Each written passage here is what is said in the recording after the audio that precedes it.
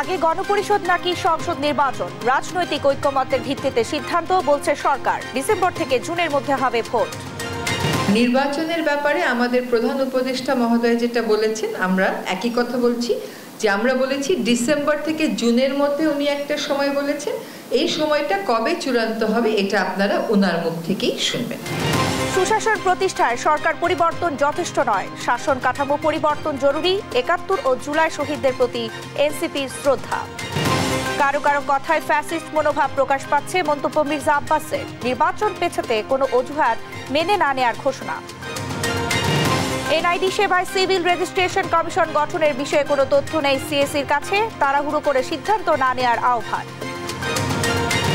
শেখ হাসিনার নির্দেশে দেশে গুমের ঘটনা ঘটেছে, বললেন কমিশন প্রধান। ভারতের কারাগারে থাকতে পারে গুম হওয়া ব্যক্তিরা। পররাষ্ট্র মন্ত্রণালয়ের মাধ্যমে ভারতের বিভিন্ন কারাগারে গত ২-২.৫ বৎসরে আটক ১,০৬৭ জন বাংলাদেশির নাম ঠিকানা সহ একটি তালিকা পাওয়া গেছে। ব্যাংক খাত পুনরুদ্ধারে লাগতে পারে আরও ৫ থেকে ১০ বছর, জানালেন বাংলাদেশ ব্যাংক গভর্নর। এজেন্ট ব্যাংকিংয়ে বিপ্লবের ঘোষণা। এবং কানাডা, মেক্সিকো, চীনের উপর শুল্ক কার্যকর যুক্তরাষ্ট্রের। পাল্টা ব্যবস্থায় ৩ দেশ, বাণিজ্য যুদ্ধ বন্ধের তাগিদ বিশ্লেষকদের।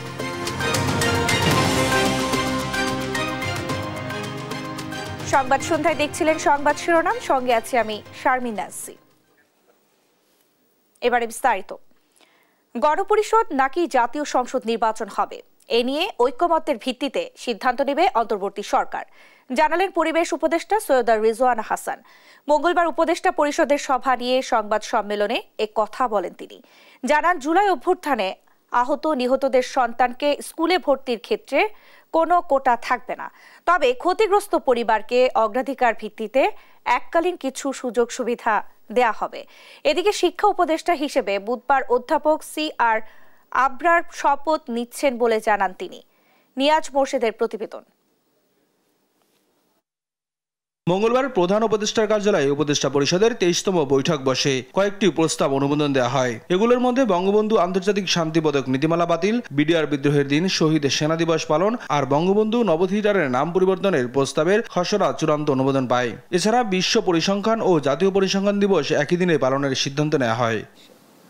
বৈঠক শেষে বিকেলে ফরেন সার্ভিস একাডেমিতে সংবাদ সম্মেলনে বিস্তারিত তুলে ধরা হয়। পরিবেশ উপদেষ্টা সৈয়দা রিজওয়ানা হাসান জানান, এই পর্যন্ত উপদেষ্টা পরিষদের ১৩৫টি সিদ্ধান্তের মধ্যে ৯২টি বাস্তবায়ন হয়েছে। হচ্ছে যে এ পর্যন্ত উপদেষ্টা পরিষদে যে যতটা সিদ্ধান্ত গৃহীত হয়েছে তার কতটুকুন বাস্তবায়িত হলো তার একটা পিরিয়ডিক রিভিউ হয়। সেই রিভিউতে দেখা যাচ্ছে যে ১৩৫টা সিদ্ধান্তের মধ্যে ৯২টা সিদ্ধান্তই বাস্তবায়িত হয়েছে, অর্থাৎ বাস্তবায়নের হার হচ্ছে ৬৮.16, যেটা বেশ ভালো একটা হার। গণপরিষদ নাকি সংসদ নির্বাচন হবে, সাংবাদিকদের এমন প্রশ্নের জবাবে তিনি বলেন, রাজনৈতিক দলগুলোর ঐক্যমত্যের ভিত্তিতেই অন্তর্বর্তী সরকার সিদ্ধান্ত নেবে। রাজনৈতিক দলগুলোর বক্তব্য তার নিজের বক্তব্য, এখানে আমাদের হ্যাঁ বা না বলার তো কিছু নেই, বা এটা আমাদের কন্ট্রোল করারও কোনো সুযোগ নেই, কোনো ইচ্ছাও নেই। বিভিন্ন খাতে জুলাই অভ্যুত্থানে আহত নিহতদের কোটা প্রসঙ্গে উপদেষ্টা বলেন, কোনো কোটা থাকবে না, শুধু অগ্রাধিকার ভিত্তিতে এককালীন কিছু সুবিধা দেওয়া হবে। এদিকে অন্তর্বর্তী সরকারের শিক্ষা উপদেষ্টার দায়িত্ব পাচ্ছেন ঢাকা বিশ্ববিদ্যালয়ের অধ্যাপক CR আবরার। বুধবার সকালে তিনি শপথ নেবেন বলে জানান সৈয়দা রিজওয়ানা হাসান। নির্বাচন নিয়াজ মোর্শেদ, দেশ টিভি, ঢাকা। শুধু সরকার পরিবর্তনের জন্য ছাত্র জনতা ২৪-এর অভ্যুত্থানে রক্ত দেয়নি বলে মন্তব্য করেছেন জাতীয় নাগরিক পার্টির আহ্বায়ক নাহিদ ইসলাম। গণ আকাঙ্ক্ষা পূরণে নতুন প্রজাতন্ত্র বিনির্মাণ ও নতুন সংবিধান প্রণয়নের বিকল্প নেই বলেও জানান তিনি। আর দলের সদস্য সচিব আক্তার হোসেন বলেন, জাতীয় নির্বাচনের আগে গণপরিষদ নির্বাচন দিতে হবে। জাতীয় স্মৃতিসৌধে শ্রদ্ধা জানিয়ে এসব কথা বলেন তারা। আলিমুজ্জামান সাফওয়ানের রিপোর্ট। গত ২৮শে ফেব্রুয়ারি আত্মপ্রকাশ করা জাতীয় নাগরিক পার্টির নেতাকর্মীরা মঙ্গলবার সকালে জাতির শ্রেষ্ঠ সন্তান ৭১-এ শহীদদের প্রতি শ্রদ্ধা নিবেদন করেন। সাভারে জাতীয় স্মৃতিসৌধে শ্রদ্ধা নিবেদন শেষে দলের সদস্য সচিব আক্তার হোসেন বলেন, গণপরিষদ নির্বাচন হতে হবে প্রথমে, এরপর যারা বিজয়ী হবে তারা সংসদ সদস্য হিসেবে দায়িত্ব পালন করবে। আমরা গণপরিষদ নির্বাচনের কথা বলেছি এবং একই সাথে সে গণপরিষদ নির্বাচনে যারা জয়ী হবেন তারা সংসদ সদস্য হিসেবেও ভূমিকা পালন করবেন, তেমন প্রস্তাবনা আমাদের পক্ষ থেকে আছে। এ সময় দলটির আহ্বায়ক নাহিদ ইসলাম বলেন, পুরনো সংবিধান ও শাসন কাঠামো রেখে নতুন বাংলাদেশ সম্ভব নয়। পুরনো সংবিধান এবং পুরনো শাসন কাঠামো রেখে একটি নতুন বাংলাদেশ বিনির্মাণ সম্ভব নয়। কেবল সরকার পরিবর্তন নয়, বরং শাসন কাঠামো সহ পুরো সাংবিধানিক পরিবর্তন করে নতুন একটি বাংলাদেশের যাত্রা শুরু করতে চাই, যেখানে প্রকৃত গণতন্ত্র, ইনসাফ এবং সাম্য নিশ্চিত করা সম্ভব হবে। এরপর রাজধানীর রায়ের বাজার কবরস্থানে জুলাই অভ্যুত্থানে শহীদদের কবর জিয়ারত ও আত্মার মাগফিরাত কামনা করেন জাতীয় নাগরিক পার্টির শীর্ষ নেতারা। এ সময় উত্তরাঞ্চলের মুখ্য সংগঠক সার্জিস আলম বলেন, শেখ হাসিনাকে দেশে ফিরিয়ে বিচারের পরেই হবে জাতীয় নির্বাচন। যে সময়টুকু এই সরকারের আছে, নির্বাচনের আগেই খুনি হাসিনাকে বাংলাদেশে নিয়ে এসে ফাঁসির মঞ্চে নিতে হবে। যতদিন না আমরা খুনি হাসিনাকে ওই ফাঁসির মঞ্চে না দেখছি, এই বাংলাদেশে কেউ যেন ভুলক্রমেও ওই নির্বাচনের কথা না বলে। আলিমুজ্জামান সাফওয়ান, দেশ টিভি, ঢাকা। নির্বাচন পেছাতে কোনো অজুহাত তৈরির পায়তারা জাতি মেনে নেবে না বলে মন্তব্য করেছেন বিএনপি স্থায়ী কমিটির সদস্য মির্জা আব্বাস। বলেন, নতুন রাজনৈতিক দলের ভাবনা বাস্তবায়ন করতে হলে তাদের নির্বাচনী প্রক্রিয়ার মধ্য দিয়েই আসতে হবে।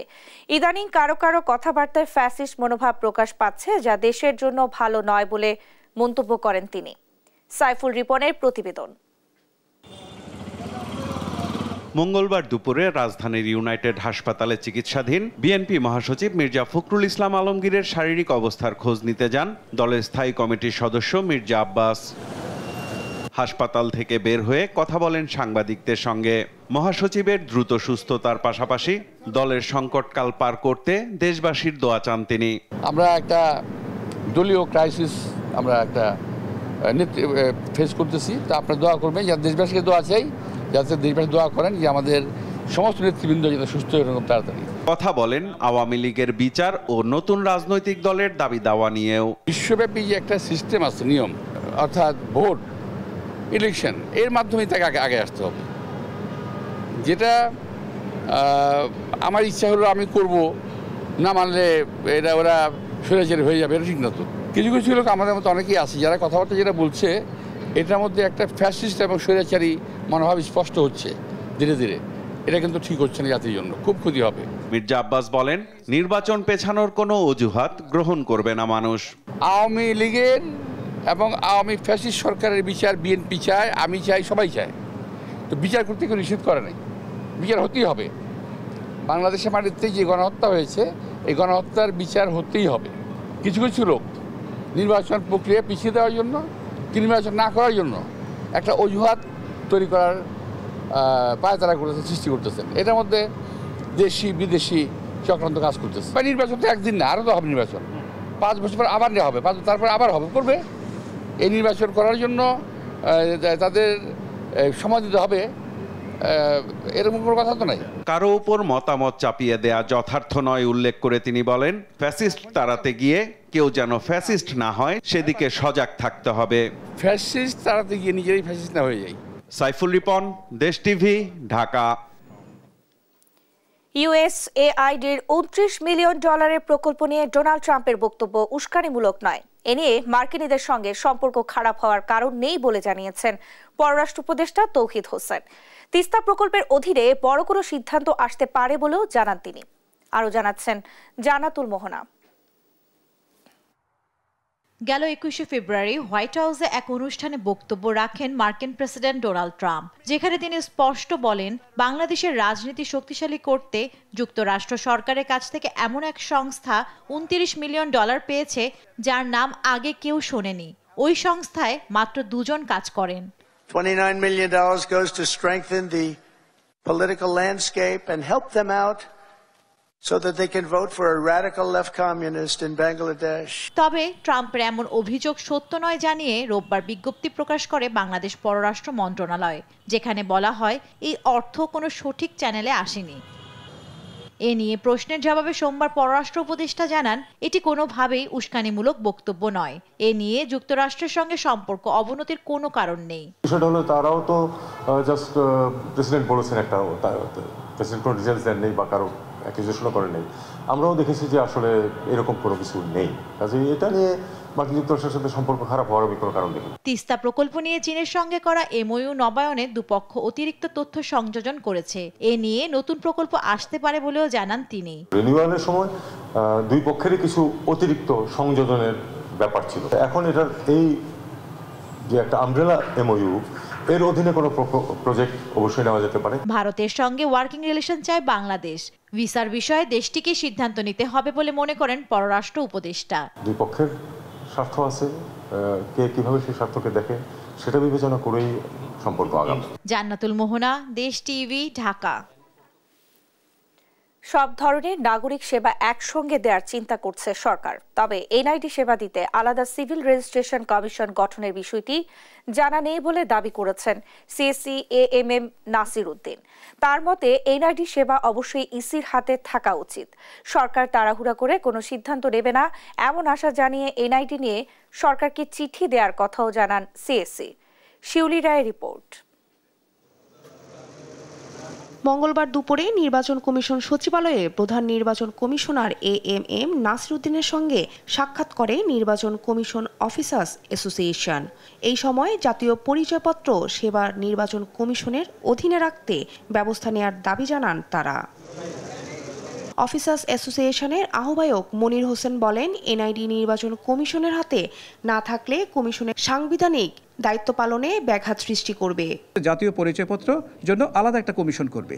সংস্কার কমিশনে তো আরও অনেক বিষয় আছে, সেগুলো ছাড়া এই শুধু একটি বিষয়ে যাচ্ছে মানেই হচ্ছে আমরা মনে করছি এটা একটা উদ্দেশ্য প্রণোদিতভাবে কোনো একটা বেনিফিশিয়ারি গ্রুপ হয়তো এটা পার্সু করছেন।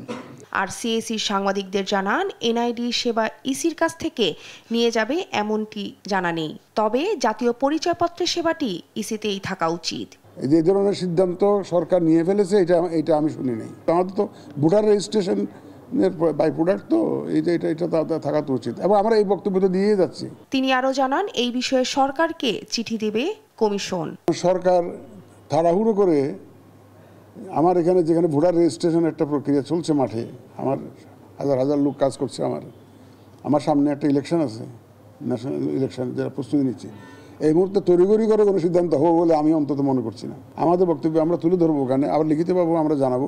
নির্বাচন কমিশন সংস্কার কমিশনের সুপারিশ অনুযায়ী এনআইডি ব্যবস্থাপনায় সিভিল রেজিস্ট্রেশন নামে আলাদা কমিশনের খসড়া তৈরি করছে মন্ত্রিপরিষদ বিভাগ। এর আগে এই সেবা স্বরাষ্ট্র মন্ত্রণালয়ের অধীনে নিতে উদ্যোগ নেয় বিগত আওয়ামী লীগ সরকার।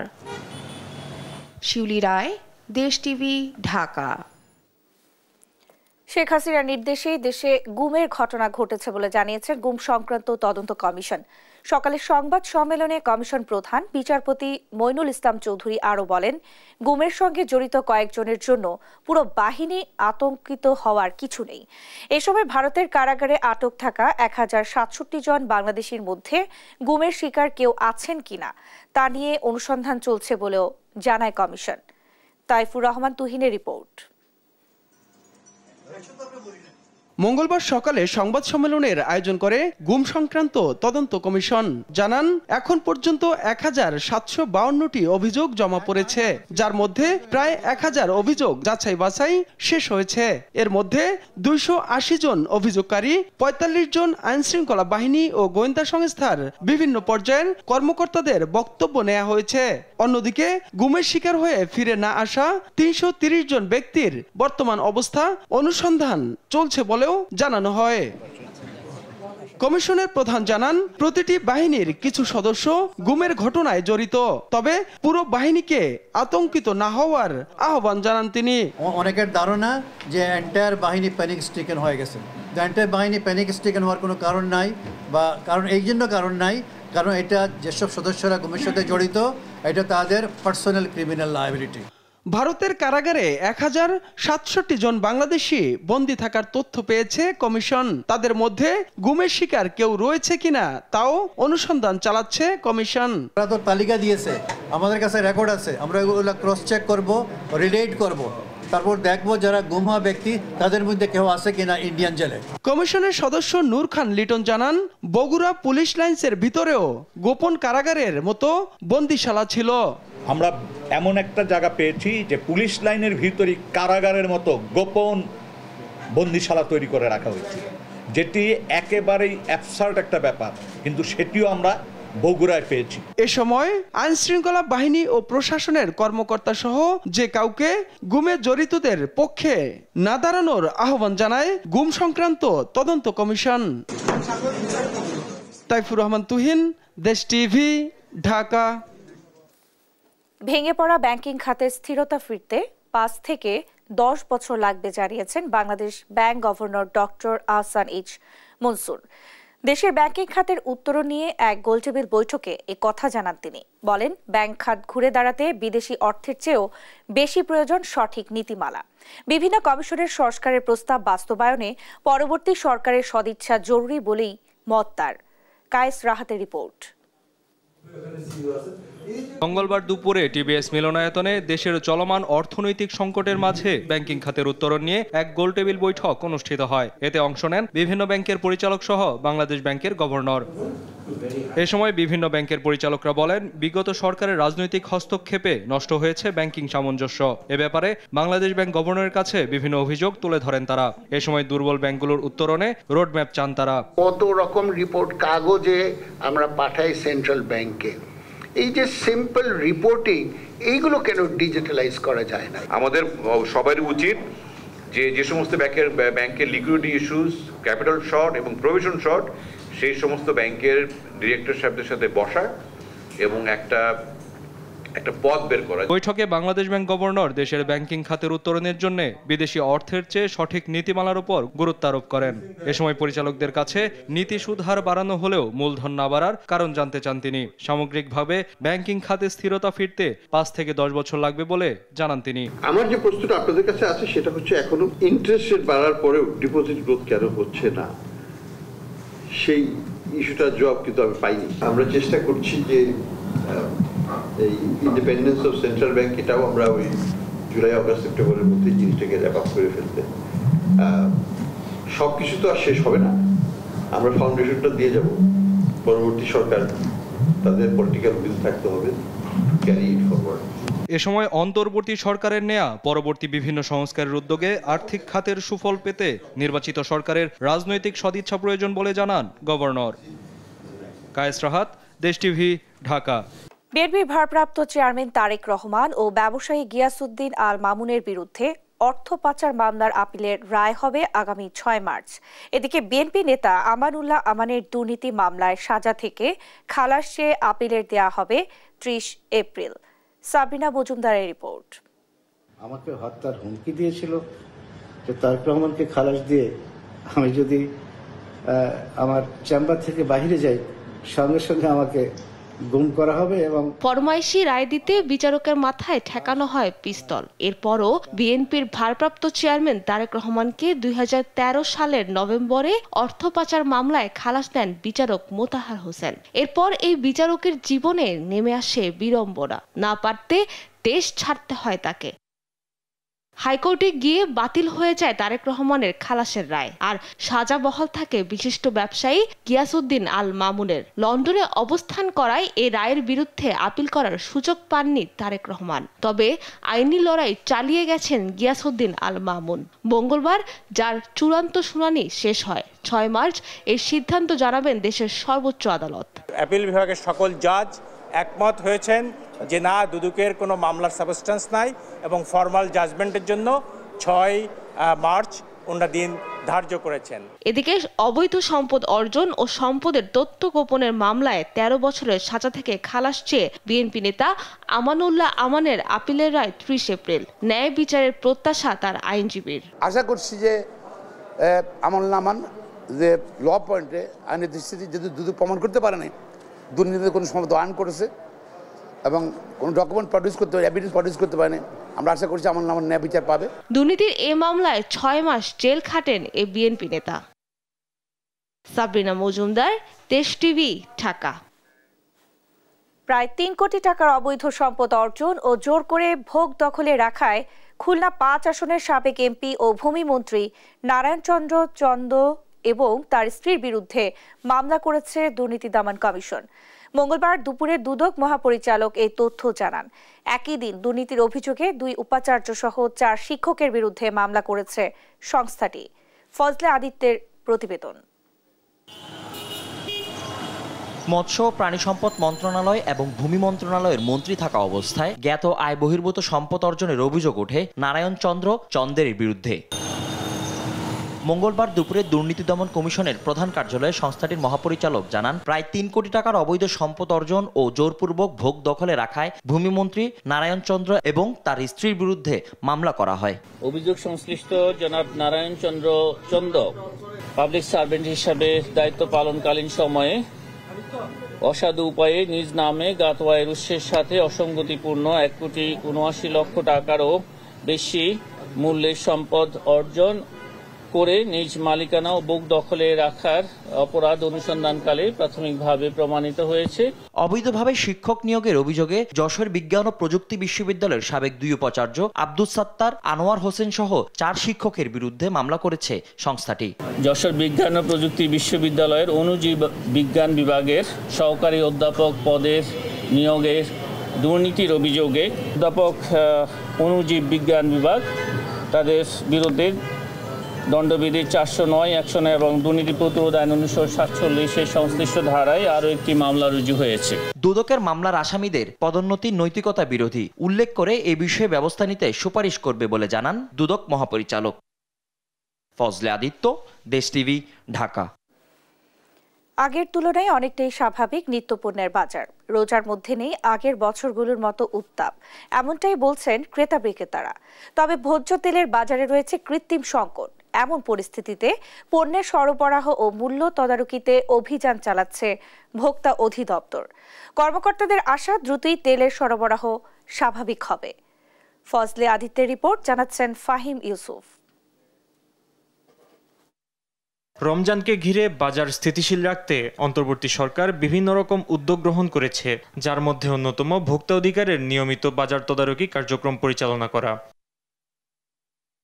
সম্প্রতি রমজানকে কেন্দ্র করে ভোজ্য তেল নিয়ে যে সংকট তৈরি হয়েছিল তা কাটিয়ে উঠতে প্রয়োজন প্রতিদিন মনিটরিং, এমনটাই জানাচ্ছেন ক্রেতা বিক্রেতা উভয়ই। কিছু ম্যাজিস্ট্রেট বা আলাদা ওনারা থাকেন, দেখা যাচ্ছে যে ওই মুহূর্তটুকু বা ওই সময় দোকানদাররা দেখা যাচ্ছে যে কমাইয়ে দিচ্ছে, অথবা সব তৈরি করে সব ঠিক হয়ে গেছে, ওনারা সরে গেল গা, তারপরে অ্যাজ ইট ইজ। এখন তেল সরবরাহ ভালো আছে, এখন মোটামুটি আছে তেল বাজারে, সবার কাছে আছে তেল। এখন কোম্পানিও দিতে আছে, দোকানদাররা পাইতে আছে।